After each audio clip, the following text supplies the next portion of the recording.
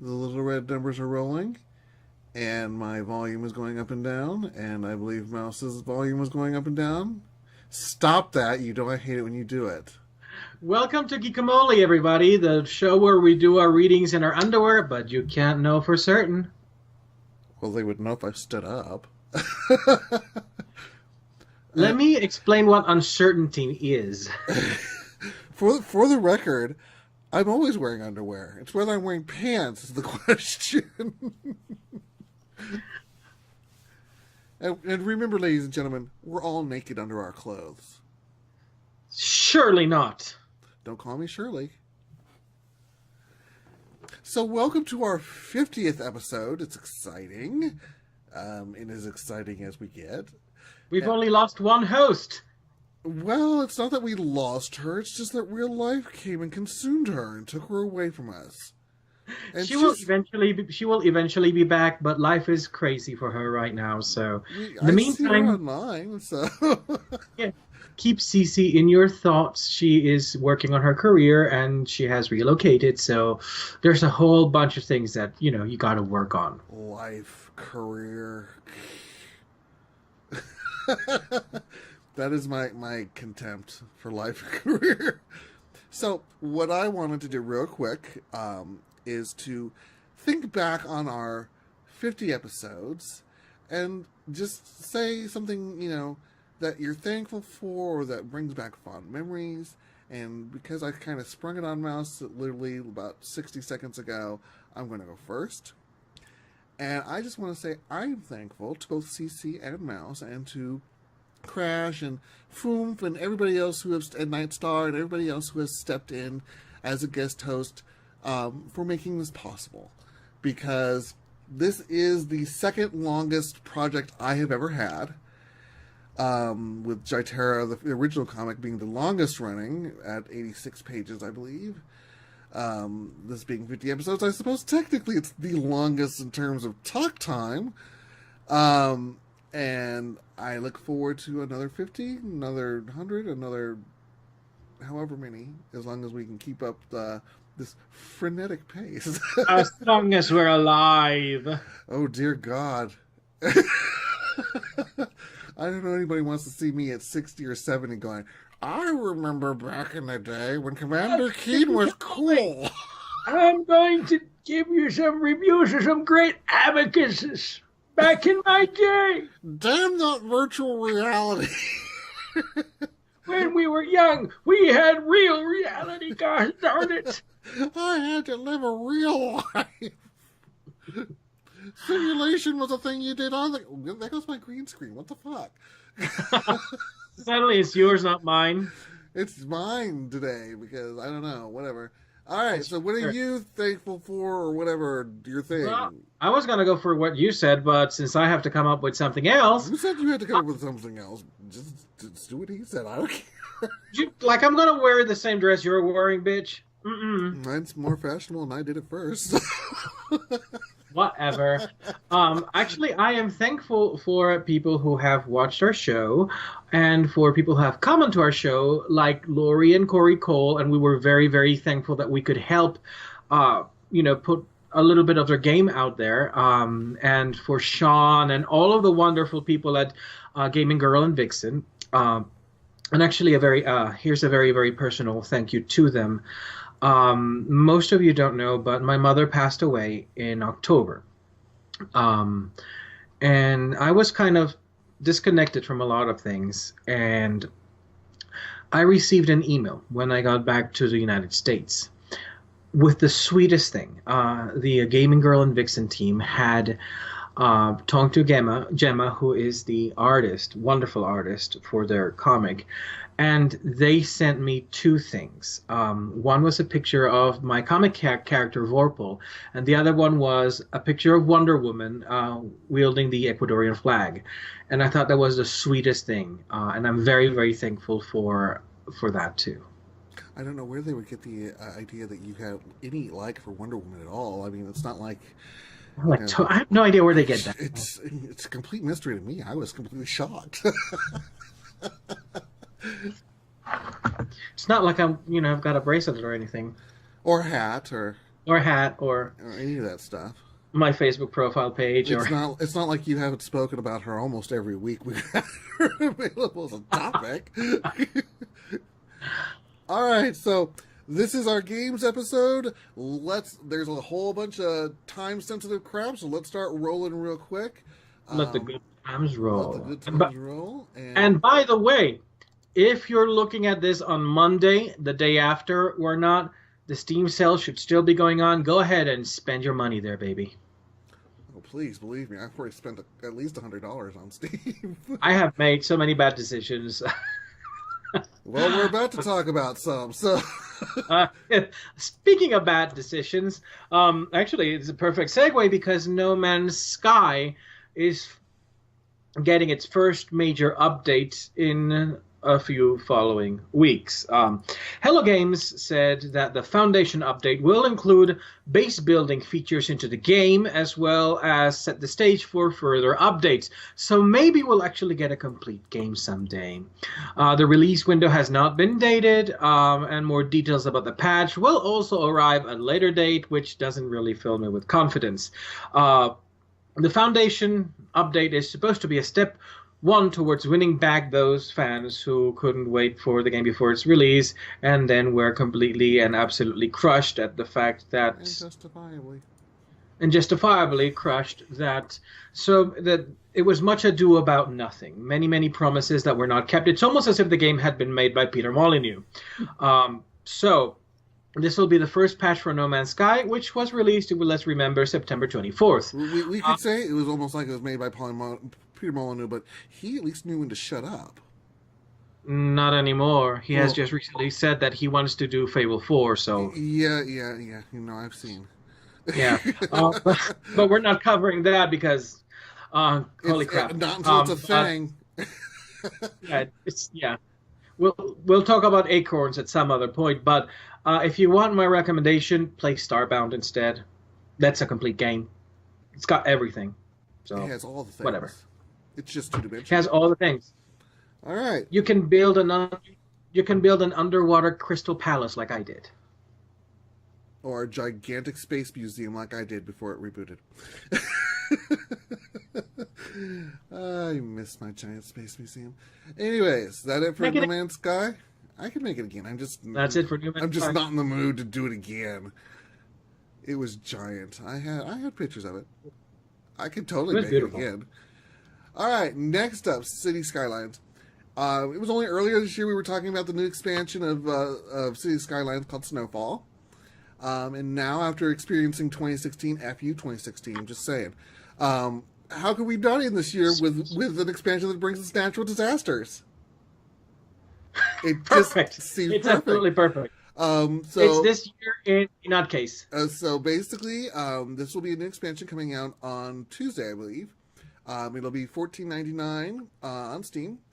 It will bring you everything from tornadoes to earthquakes to forest fires, tsunamis, meteor strikes, sinkholes, you name it. And Godzilla? I don't think kaiju are included. Maybe later. That would be a nice... UFO invasion, at least? A what? A UFO invasion. I do not know if that is an option. Oh. I don't know. I'm sorry. It says I mean, natural disasters. This game has the SimCities we wanted and needed. It doesn't mean it can't be included later. Doesn't mean it's not a mod. I'm just saying this is what's currently known. There will be, even though this will be for an expense for $14.99, there will be a free expansion that comes along that will include scenarios and a scenario editor for those who actually want some challenges, a little purpose in life. This game is addictive. Oh, without the scenarios, this game even without the scenarios, this game is freaking addictive. I just love building little tracts of land and just saying, oh, this is kind of interesting. That's why I'm probably going to get Planet Coaster. Look at it all, and it's all because of me. I love watching the videos of the tiered city and all that stuff. They're just kind of cool. Anyways, moving on to Bloodstained. So we have heard that ex-Castlevania producer Koji Igarashi, as you remember, not recently, last year, kickstarted Bloodstained, Ritual of the Night, which was supposed to be the successor for the Castlevania series because F Konami. So they have brought in two new developers to help with the process. One of them is, let's see, the developers, how do I pronounce it? DICO and Monobit. They have joined the project, and based on the update, we don't quite sure whether NT Creates is still involved, which was the original set of developers, but we do have some reasons for why they joined. DICO is a studio with a very long history of localization and global development, and then you've got Monobit, who will be providing support on all technical aspects of the project. Igarashi basically said that there is going to be a reorganization of the game's development structure, and while that process is happening, updates may be a little bit less frequent for the moment. Now, this does not necessarily spike up any red flags. Igarashi has been perfectly forthright. Is it forthright? Forthcoming. Words brain cannot today. Forthcoming with his updates, so we will see how this integration of these two new developers happens along with the restructuring. I contributed to this Kickstarter because F Konami, and I do wanted to give someone like Igarashi, a platform for sort of developing his legendary game design skills. So we'll see how this all turns out. And speaking of development issues, Project Genom. I reviewed this game earlier on the channel, and despite the fact that it hasn't quite released all of the features it's promised, which if it does, I am so all over this game. But it was fun for what it was. But recently the game got yanked from Steam. Because the Russian developer, Neuron Hayes, apparently back in the beginning of development had a programmer who lived in Belgium. And when the game went to Steam for early access, apparently Neuron Hayes started making quite a bit of money as a result. And the programmer in Belgium was sacked. Now, they both have different excuses as to why the sacking occurred. The programmer, whose name is Artem Stakovsky, said that he was actually previously promised 10% of the monthly profits. Now, obviously, when you launch something on early access in Steam, then monthly profits, they go up. And he apparently saw none of it. Neuron Hayes, for their perspective on the matter, said that he had actually been lazing around and had not been doing his job, and that he had left quite a few of his tasks from the previous month unfulfilled. So as a result, Steknovsky, pardon me, I'm always going to mispronounce this, went to Steam directly and filed a takedown, claiming that the majority of the code was his. Oops. Because Neuron Hayes had apparently not done an extensive amount of protection on that front, the game got taken down from the 23rd until the 25th. As of the 25th, the game is back up. Neuron Hayes apparently was able to get it back up and prove their ownership of the game. Beyond that, I do not know how or if this has resolved. But it is unfortunately a bad sign when a game in early access has problems between its developer and one of its outsourced primary programmers. So I'm a little worried, but I'm going to keep an eye on it. So here's fingers crossed. I enjoy this game and I want to see it come to its fruition. Next up, Talkie, chewy. Chewy. Let's see. We're talking about Among Thorns, which is... Ooh, stop that. Shut up, Cortana. Yeah, shut up, Cortana. Shut up! Don't say her name because that'll trigger her. She'll start doing. It's just like summoning Beetlejuice. It is like summoning Should I Beetlejuice. go get the ghost doll behind me? Yeah. So, we're talking about Among Thorns, which is a beautiful pixel. Sure, Cortana. Anyway, she will be the death of me. But it's this gorgeous cyberpunk world.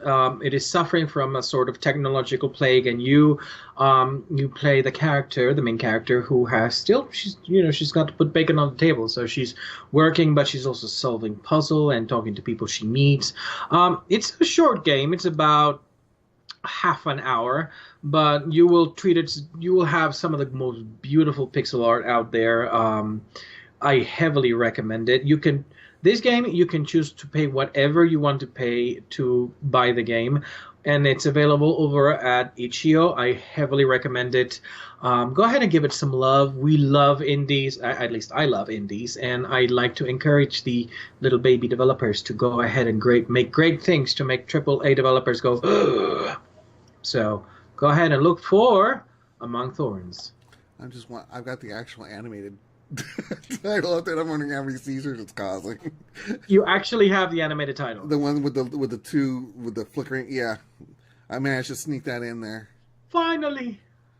All right, moving on. Get the things to actually roll. My arm is killing me. I'm sorry. I've been doing construction on I got a new entertainment center for my living room, and the old one, which I had to do unintentional surgery to fit my TV at the time, has some rough spots that I have finally decided to sand down so that I can bring it in here and use it as a second shelf. And that killed my arm. So I'm sorry if I'm a little slow on the mouse clicks today. Anyways, so inside, this is a new game coming out from Play Dead, the creators of Limbo, which was a very well received game this year. There is a new demo that is available on Steam of Inside. It's about 1.2 gigs, but it is free. So if you want to just get a little tasty sample of what their games are like, you can go grab that online. In addition, the actual game itself, which I believe is $14.99 as well, I'd have to go back and double check. Apparently, the latest patch notes for that has included the removal of a anti-tamper safety device known as Denuvo. And while it has not been explained exactly why Denuvo has been removed from the code, it's suspected because Inside is actually going to GOG, in addition to Steam. And GOG being DRM free, things like Denuvo cannot be on it. So they did, like I said, Playdead has not given a reason for its removal, but that is currently the suspicion. And all things considered, it has received pretty much universal praise from its player base at the moment. So there you go. Yes, I'm not very familiar with the software, but I have to say, one of the reasons I don't buy Ubisoft games anymore is because you have to deal. Not only do you have Steam to log into, but then you have to deal with Booby Play, which is. Denuvo supposedly has something to do with online distribution. You can't distribute the game because it raises red flags with the distribution. Which is going to change now that you got GOG.com because it's totally DRM free. Right, which is, again, the suspicion why it's been removed. So, moving on to... I'm just going to say, this is yet another one of the ones where Mouse left me with the complete inability to find a logo. And then when I did, it's just text. You should have just gone for the screenshots. I mean, this game has some good screenshots. Perhaps in future, if I could be certain that I'm grabbing the actual screenshot, because as my little notes indicate, this game should not be confused with the ironically named co-op space survival game, nor the Hikikomori simulator, also found on Itch.io. So that's a bit Hikikomori simulation. You just stay in your room and you don't. No. what that game is. What? Why does that need to be a game? Anyways, we're going to talk very briefly about this very, very strange game. And I It's think called Solitude. I owe you $1 because I just cussed. I was the first. Solitude, which is a very, very strange little game, which is about abandoning your old life and becoming a shepherdess. Sort of. This actually reminds me of someone I knew in college because she dropped out of college. I was in North Carolina, and next thing I knew, apparently she had traveled to New Zealand to become a shepherdess, as you do. But because everyone in New I kept Zealand thinking, lives, like, you're either a shepherdess or a hobbit. I don't know. Or a hobbit, or you're shaking. So this game is very surreal. It's gorgeous, absolutely beautiful. I think the visual design for this game is simply stunning, while also keeping it very, very stylized. The gist of the game is you meet people and you help them, and they transform into sheep and they follow you. It sounds weird, and it plays even weirder. Go ahead and get this game. It's only $2 and it's on itch.io. You can buy you can get the soundtrack as well and the game for $4.50. But go ahead and try this game out and tell me if you don't get weird dreams after that, because I played it last night and I had some really strange dreams. You remember? I don't know if you've ever seen that. I don't know if you've ever seen that Alice in Wonderland special that has Carol Channing in it. But they in Alice in Wonderland, through the Looking Glass, the White Queen turns into a sheep, as she's saying better and better.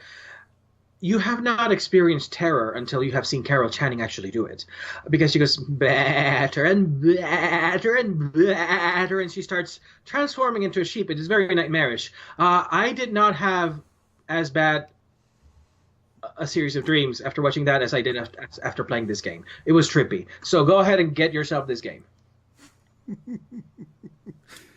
Anyways, moving on. that is the ringing endorsement. It will give you weirder dreams than Carol Channing transforming into a sheep. Okay, there you go. There's your quote of the week. All right, Titanfall 2. So Respawn Entertainment has basically released their plans for Titanfall 2's first multiplayer DLC, first of what they anticipate to be several free. They want all their multiplayer ones to be free. This is called Angel City's Most Wanted. And it will bring back a favorite map from Titanfall, Angel City. In addition, they will be adding a in-game store where players can purchase gun skins, camo, and Titan variants. But they said in their blog post, quote, "We will have no in-game currency exchange. If you see something you like, you buy it, and that's it." So I'm wondering if that just means it's hard cash. Because otherwise I don't get it. They will also be starting... Respawn is planning to start double experience point weekends. And they will be offering in-game recognition for top players. So I know one of our fans, Vi Beep Foo, is in love with this game. So there you go, Vi. That one's for you. Well, I found out last week over the holidays that one of our fans is my sister. So hi, Joyce. Oh. Did she hear the things you said about? Never mind. Yes, she did, and she wasn't very happy about it. I didn't say it. It was him. It was all him. I got an earful. All right, next up. So, if you've ever wanted your child to have the Grand Theft Auto experience while also being absolutely adorable, Lego City Undercover is for you. It's finally making its way to the PC after being He says this banged after I out. put up the Grand Theft Lego. Yeah, it's a Grand Theft Lego. And it's been around in the Wii U since 2013. It took them all of this bloody time to get there. It sort of parodies the 70s cop movies and TV shows. And the undercover protagonist is called Chase McCain. I honestly think it should have been Cop McCopface or something like that. But he goes undercover to bust the dastardly Rex Fury. They announced a Steam PC release, but they didn't give us many details. So keep an eye out on their little Twitch tweet stream, and we'll see when this comes out. Honestly, I'm kind of curious because actually during the Steam sale, I was tempted to buy Grand Theft Auto 5 because it went down to 1999. And the world is beautifully realized, but the thing that puts me off is the fact that the protagonists are extremely horrible people. And I don't want to spend my time being with extremely horrible people. So I guess maybe I will try this, even though, of course, it's not going to be the same. But, maybe. I don't know. Maybe. Maybe. All right, next up, Path of Exile. I keep trying to convince myself to go back to this game. It's, for those who haven't played it, it's an online variant of the Diablo type game, but they do keep pushing out the updates for this one. Holy crap. The next update is scheduled for the 2nd, which I believe is Friday, or is that Friday or Thursday? I don't know. It's later this week, but it will it's Thursday. The 2nd is Thursday. Okay, so Thursday, so it will be coming out. And it's called Breach, and apparently Breach is going to allow you when you are inside one of the dungeons, you will encounter these breaches, and if you touch them, they will begin to expand and reveal other dimensional creatures, enemies in the area, that you have to basically start slaughtering like a madman, because the more you kill, the wider the breach gets. But you only have 30 seconds to a minute to get that breach fully expanded in order to reach the Breach Lord. And there are 5 different types of breaches. There will be fire, ice, physical, chaos, and lightning. And, of course, different Breach Lords running each one. And as a result, there will obviously be new items, new bosses, new monsters, etc. And you'll be able to, you'll be able to reach the Breach Lords, and when you defeat them, you'll be earning splinters, which are associated with the various different types of breaches, so I guess lightning splinters or whatever. And when you get 100 of them, you'll be able to convert them into a Breach Stone and open a portal to a Breach Lord.